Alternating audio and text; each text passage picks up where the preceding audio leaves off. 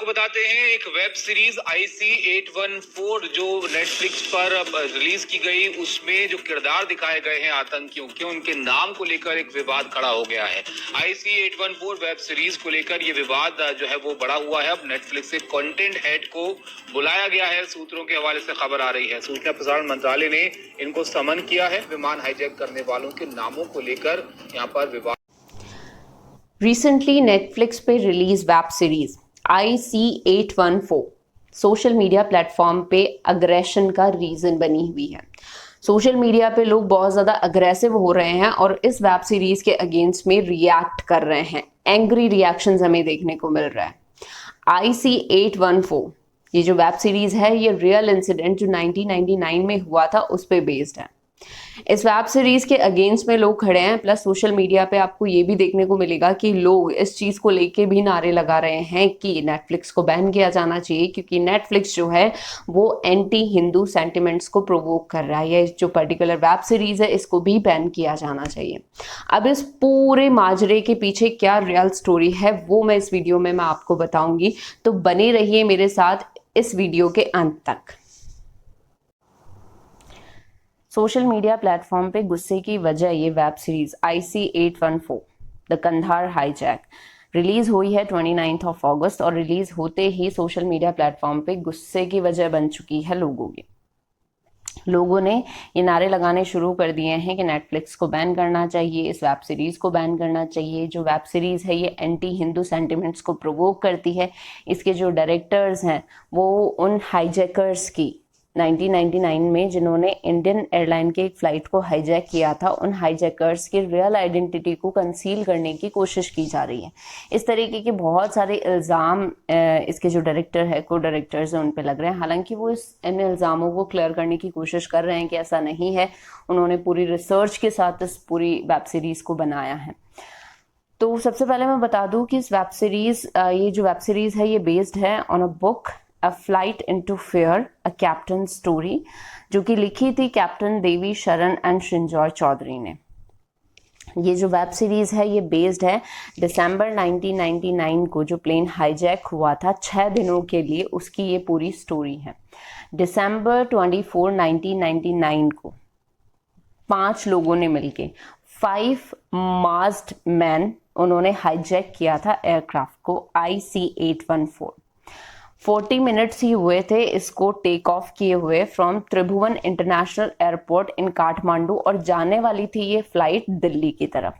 लेकिन बीच में ही 40 मिनट जैसे ये टेक ऑफ करती है, 40 मिनट के बाद में इसको हाईजैक कर लिया जाता है।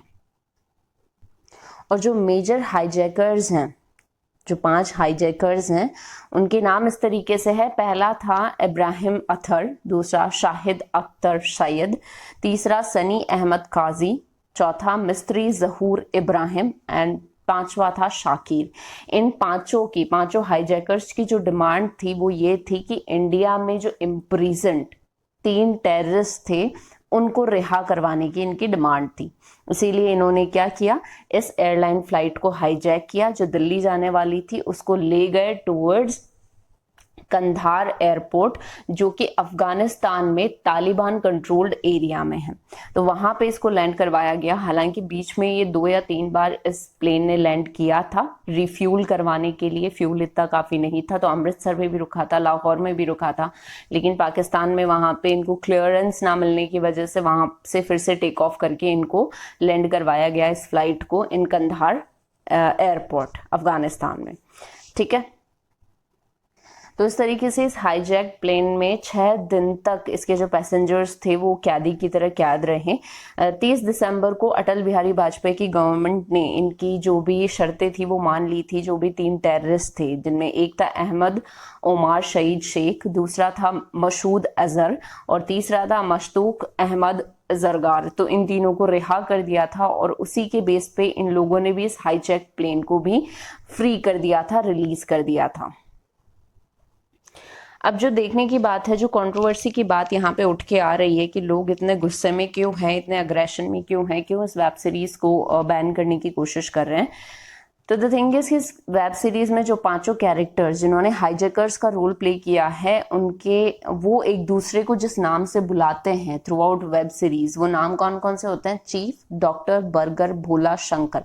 चीफ का रोल प्ले करते हैं राजीव ठाकुर, डॉक्टर का रोल प्ले करते हैं हरमिंदर सिंह, बर्गर का रोल प्ले करते हैं दिलजोन, भोला का रोल प्ले करते हैं कुणाल चोपड़ा और शंकर का रोल प्ले करते हैं कमल बत्रा।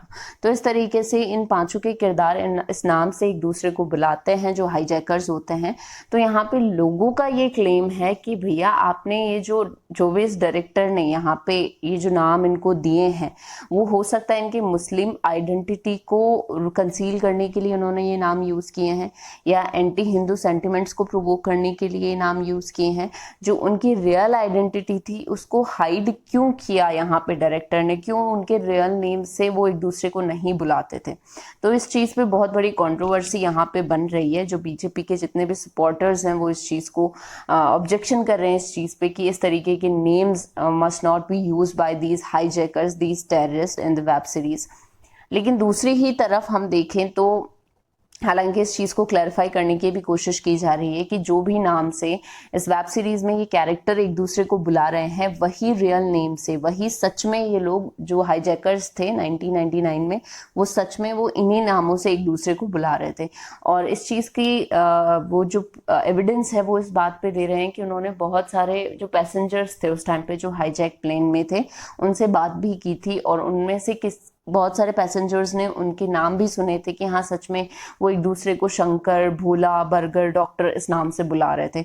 तो ये कोई अज्यूम्ड नेम नहीं है, ये हमारी इमेजिनेशन नहीं है, हमने रियल इंसिडेंट बेस या रियल उनके जो सच में वो जिस नाम से एक दूसरे को कॉल कर रहे थे, हमने वही नाम यहाँ पे यूज किए हैं। तो इस तरीके से दोनों ही पार्टीज हम बोल सकते हैं, एक जो पार्टी है वो ब्लेम कर रही है कि आपको इस तरीके के नाम नहीं यूज करने चाहिए, दूसरे बोल रहे हैं कि नहीं, हमने रियल इंसिडेंट बेस ही ये चीजों को अप्लाई किया है, पूरी रिसर्च करके ही किया है। सच में इन टेररिस्ट एक दूसरे से कोई इसी नाम से बुला रहे थे, हमने कोई इमेजिनेशन या फैंटेसी क्रिएट करने की कोशिश नहीं की है। तो इस तरीके से ये सारी चीजें, ये सारा सिनेरियो चल रहा है। इस मामले में आपका क्या मानना है? क्या आपको लगता है कि जो भी अनुभव सिन्हा डायरेक्टर या को डायरेक्टर्स ने जो भी ये नेम्स यूज किए हैं, ये फॉल्स नेम है, फेक नेम्स है, सिर्फ उनकी फैंटेसी या इमेजिनेशन है, या सच में उस टाइम पे वो जो हाईजैकर्स थे वो एक दूसरे को उस नाम से बुला रहे थे?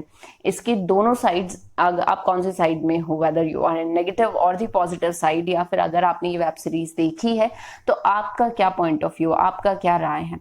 तो ये आप कमेंट सेक्शन में बताना ना भूलें। Thank you.